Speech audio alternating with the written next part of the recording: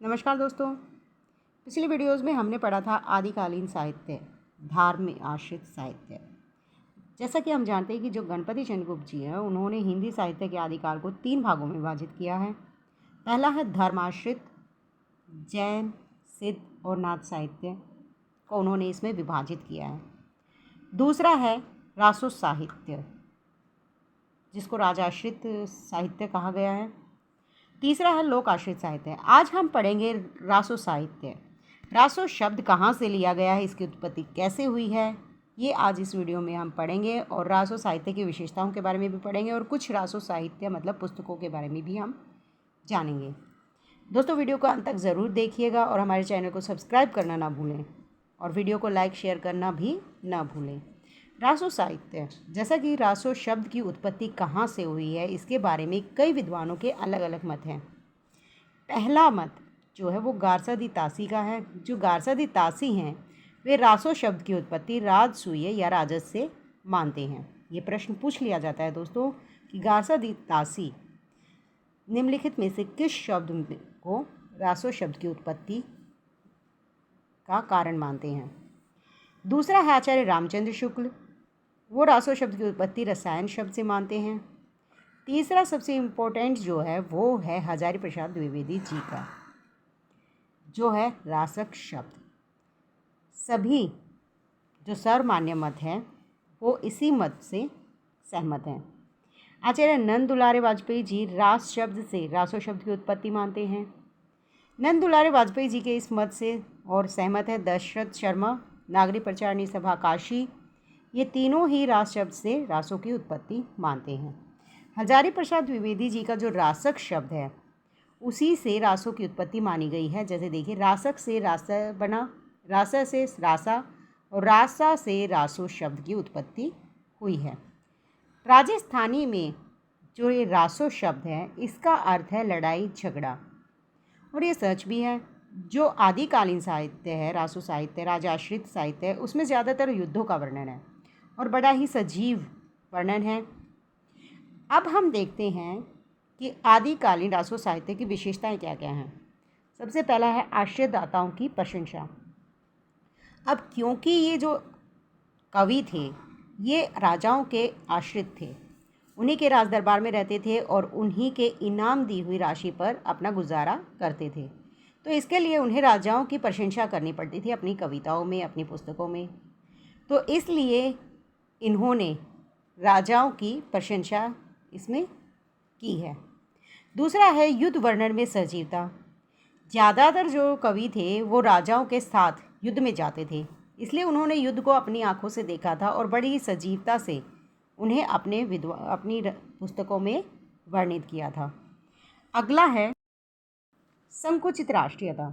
इनकी जो विशेषता थी वो थी संकुचित राष्ट्रीयता, क्योंकि ये एक राज्य को ही अपना देश समझते थे, दूसरे राज्य एक दूसरे के दुश्मन थे, और इसी संकुचित राष्ट्रीयता के कारण विदेशियों ने हम पर आक्रमण किया था। चौथा है नारी का भोग रूप में वर्णन करना। राजाओं को खुश करने के लिए, उनका मनोरंजन करने के लिए नारी को श्रृंगार के रूप में इन्होंने अपने पुस्तकों में वर्णित किया है। इन रचनाओं की अप्रमाणिकता भी इनकी एक विशेषता, मतलब ज़्यादातर जो ये रचनाएं हैं वो अप्रमाणिक हैं। इनमें ज़्यादातर कल्पना की प्रधानता है और कल्पना के कारण इनका जो प्रमाणिक रूप है वो खो सा गया है। अंगी रस क्या है इनका?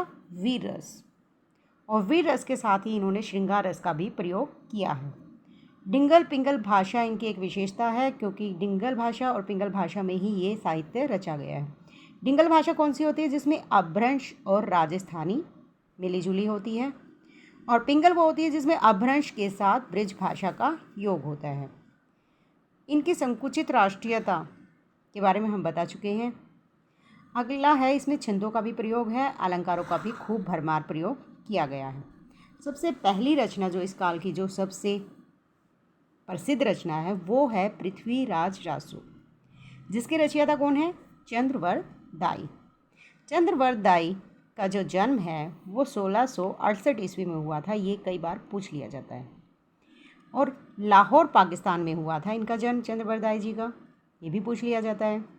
अब एक और बात, चंद्रवरद दाई जी के जो पुत्र हैं वे 4 थे, लेकिन जो सबसे छोटा पुत्र था जिसे जलहन कहा जाता था उनकी एक रचना थी बुद्धि रासो, ये भी पूछ ली जाती है कि चंद्रवरदाय के पुत्र जलहन की पुस्तक कौन सी है, तो वो है बुद्धि रास्तो। एक कहावत थी, कहा जाता है कि जो चंद्रवरदाय थे वो किसी दिन सरकार मतलब राजा के काम से किसी दूसरे शहर गए या किसी दूसरी जगह गए थे, तो उन्होंने जो अपनी पृथ्वीराज रासो है वो जलहन के हाथों में दे दी थी।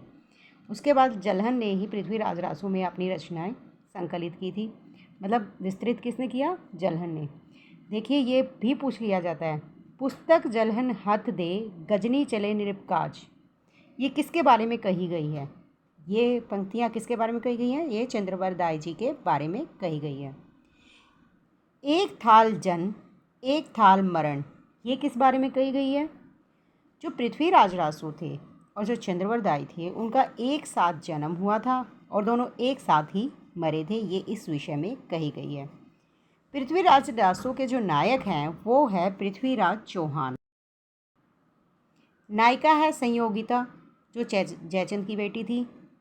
अप्रमाणिक मानने वाले जो लेखक हैं वो भी बताते हैं, और अप्रमाणिक मतलब पृथ्वीराज रासो की प्रमाणिकता, अप्रमाणिकता और अर्धप्रमाणिकता को लेकर विद्वानों में मतभेद है।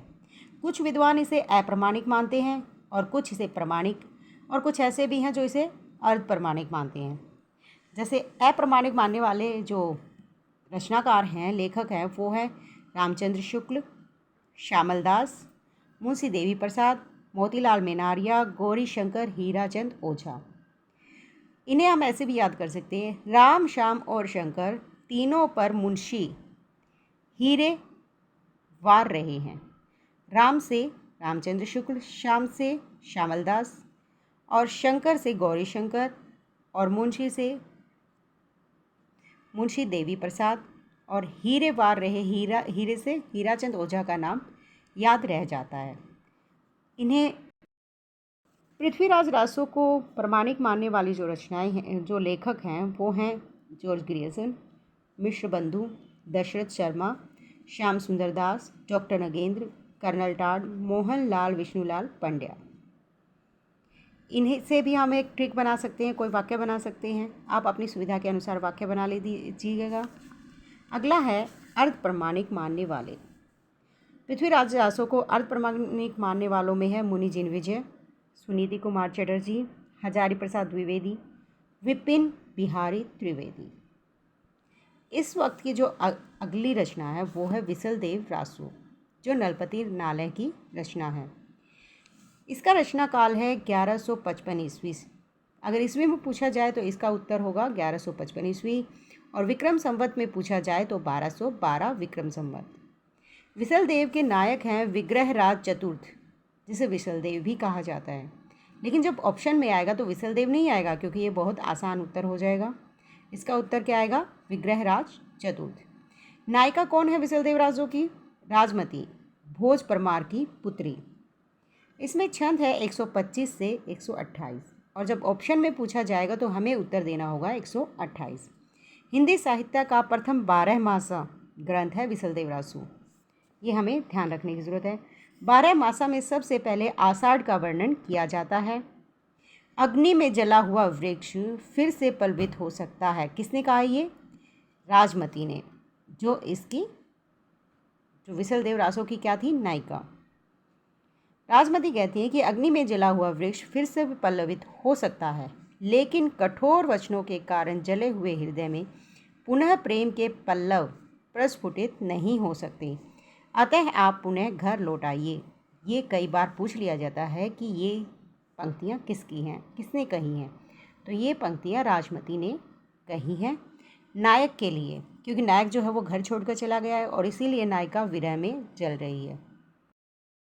विसलदेव रासो जो है वो एक गेय काव्य है, जिसे राग केदार में गाया जाता है। रासो काव्य परंपरा में एकमात्र रासो जिसमें वीर रस का प्रयोग न होकर विरह श्रृंगार का वर्णन हुआ है। ये एक ऐसा काव्य है जिसमें विरह श्रृंगार का वर्णन हुआ है। सिर्फ एक यही रासो काव्य है विसलदेव रासो जिसमें सिर्फ विरह श्रृंगार का वर्णन हुआ है, वीर काव्य का नहीं, वीर रस का नहीं। गणपति चंद्रगुप्त के अनुसार यह एक विरह काव्य है। ये प्रश्न भी पूछ लिया जाता है, किसके अनुसार यह एक विरह काव्य है? गणपति चंद्रगुप्त के अनुसार। श्रृंगारिक रचना है, यह एक फिर भी वीर गीत के नाम से विख्यात है।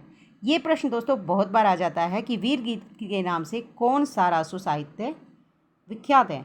तो वीर गीत कौन सा है? विसलदेव रासो। सर्वाधिक श्रृंगारिक रासो विसलदेव रासो कहलाता है। जो सर्वाधिक श्रृंगारी है वो है विसलदेव रासो। आशयदाताओं का गुणगान न होकर गृहस्थी पर आधारित है ये रचना। इसमें क्या है? आशयदाताओं का गुणगान नहीं किया गया। इसमें नायक और नायिका के गृहस्थ जीवन पर आधारित रचना की गई है। आदिकाल की सर्वाधिक श्रृंगारिक रचना अगर पूछी जाएगी तो वो आएगी पदावली। और अगर पूछी जाए कि सर्वाधिक श्रृंगारिक रासो कौन सा है, तो विसलदेव रासो। लेकिन आदिकाल की श्रृंगारिक रचना होगी पदावली। दोस्तों वीडियो अच्छी लगी है तो लाइक शेयर ज़रूर कीजिएगा और चैनल को सब्सक्राइब करना ना भूलें। धन्यवाद।